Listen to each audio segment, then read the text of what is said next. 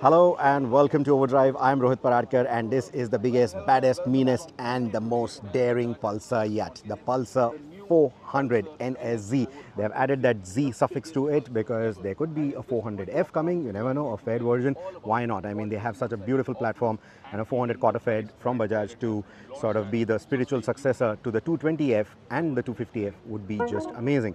Anyway, what brings that 400 name to this motorcycle is this. If you were to go closer, you will see 373cc written right there. Where did we read that before? Yes, the older KTM 390 Duke. So I'm guessing they have repurposed that engine for the new Pulsar and it puts out 40 PS of power, which is lesser than the older Duke and the new Duke as well, but on par with the Triumph Speed 400, which again, by the way, is built by Bajaj. Torque is going to be about 35 Newton meters and it's going to come in quite early in the rev range. How that performs on the road is something that we'll know when we review the vehicle. Now this engine also gets riding modes, 4 riding modes: road, rain, sport and even off-road. And those riding modes are not only going to alter your throttle maps but also change the way the ABS behaves. You also get traction control with this. Traction control can be turned off in the sport and the off-road modes, and then the ABS can also be altered. I mean, the behavior of the ABS is also going to be altered with those riding modes. It will depend how intrusive it gets, right? Now, in terms of the engine, yes, it is a liquid-cooled engine. It is held together by this perimeter frame like the typical Bajaj NS philosophy that we've seen. Even the design philosophy is very similar to what we've seen on the NS range. You get the NS badging right here, which from afar reads like WS for some reason. Now the headlight, the most controversial bit, right? Honestly, in the flesh, not controversial at all. I think it looks great. That single pot projector lamp element looks good. This lightning bolt treatment for the LED DRLs, they look really good, especially on the bikes that were on the stage with all the lights, glowing. Look brilliant. You also get these vents right here. You see them. That adds a sporty touch. You get this little plastic visor on top. It's not going to give you any weather protection. It's a style or a cosmetic element. And then you get this panel on top. This is what is going to house the instrumentation cluster. Now they have not left the key here, but this is essentially a color screen with LCD screen with dot matrix print on it. This little screen here is going to give you your turn-by-turn navigation, your Bluetooth, telephony and music information. Yes, there's Bluetooth, telephony and music. So if you pair your Bluetooth headset, you will be able to control your phone, telephony, music, etc. from the handlebar directly using the switch cube, and it's going to give you all that info right here. You also get a USB-A port right underneath the instrumentation, and on the other side of the switch gear you are going to see this hazard light because you get hazard lights on it. You're also going to see adjustable brake and clutch levers, 5-step adjustable both.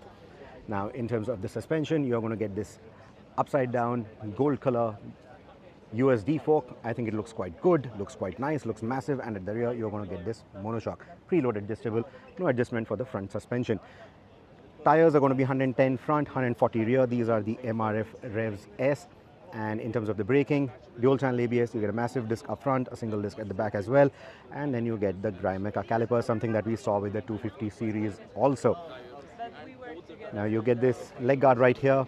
You get these vents right here, again styling elements that we've seen on other Pulsars as well.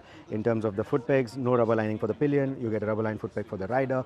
This is not going to be removable, so don't let that off-road mode give you wild thoughts. This is still a street bike. This is still going to be an awesome stunt machine and a very good motorcycle for sport riding. You get this massive box swing arm at the rear, a massive rear sprocket as well, so gearing is really going to be good is what I believe, and for stunts again it is going to be nice.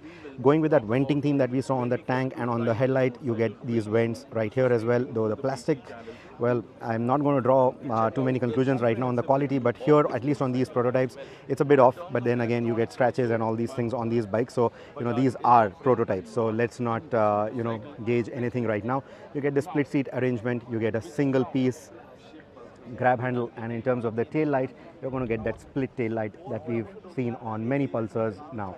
You also get this tail tidy kind of an arrangement right now on these display bikes, but of course they will add that rear registration plate, a rear mud flap, etc. I don't think it's going to have that wheel hugger. I have not seen that on any of the spy shots either. What's also missing are the wing mirrors. Those will also be added at a later stage.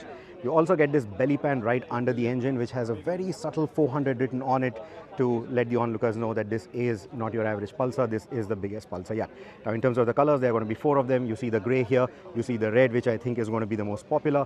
Then there is the black. Of course, a black on a Pulsar is always a very important color to have. You get these silver accents, red accents on it. You get the red pinstriping on the wheels as well. So Fear the Black, Fastest Indian, all these tags that Bajaj created over the years with the Pulsar will hold true even for the new 400. Now on the red you're going to get these black accents, these satin grey accents, and then the belly pan is going to be black, just the way we saw on the black Pulsar. And here again a black belly pan, and you get these high-vis accents on the tank and on the mud flap, etc. This is going to be a very nice glossy metallic grey, and it's got a lot of lint in it. I think it looks quite nice. And then finally there is also the white color, which also I think looks quite nice.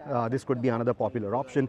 Here again you're going to get the red accents, the grey accents, etc. Black belly pan continues, red pinstriping on the wheels continues, and there is a matte finish for the mud flap on all the 4 variants.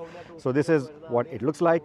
Now variants in the sense only color variants, there are no other variants to speak of as such. There's only one motorcycle, and it's going to be priced at an introductory rupees 1.85 lakh ex-showroom, which I think is a stunning price. And even if it were to increase later, I don't think it will really surpass that 2 lakh rupee mark, which means it is again going to continue offering a value for money, bang for the buck package, just the way you expect out of a Pulsar. Right, so let me know what are your thoughts. Nice, beautiful, liquid cooled engine derived from the KTM, 40 PS of power, under 2 lakh rupees, proper Pulsar, upside down forks, rear monoshock, split seat design, stunning looking design. Let me know what are your thoughts though. These are my thoughts.